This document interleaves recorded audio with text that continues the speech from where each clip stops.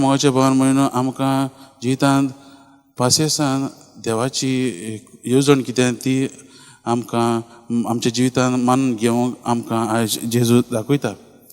जायते फावटी आमी पळयत जाल्यार आमच्या जिवितांत आमकां जायते फावटी कितें तरी जाय. आमकां आमच्या जिवितांत हें करूंक जाय तें करूंक जाय आनी जायते फावटी आमकां तें रोखडेंच जाय.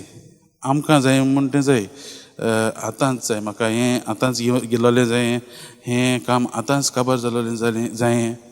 पूण जेजू म्हणटा ना, देवाचो वेळ आसा आनी ताचे वेळा प्रमाणें त्या वेळा प्रमाणें देव तुमकां दितलो. आयज हेंच आमकां आयचो शिव वर्तमान शिकयता. आमी तें भाग्यवंत इनासाचे जिवितांत आमी पळयलें. ताका तो जेन्ना देवाच्या मार्गान चलूंक लागलो, जेजूच्या मोगान तो चलूंक लागलो, ताका जायतो तो प्रवचन करूंक सोदतालो. पूण आयज आमी पळयता आयच्या शिव वर्तमानांत हाजे सुरवातेच्या उतरांनी आमी आयकलां ताका बुणकुणींत बी घातलेलो म्हणून. पूण मागीर तो योजिता देवाची अभ्यास केले शिवाय तो दुसऱ्यांक आदार करूंक पावचो ना म्हणून. आनी देवाची येवजणूच हीच आसली.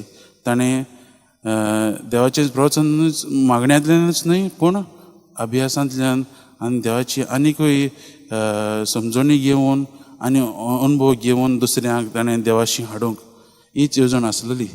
आयज आनी देवान ताका ती दिली.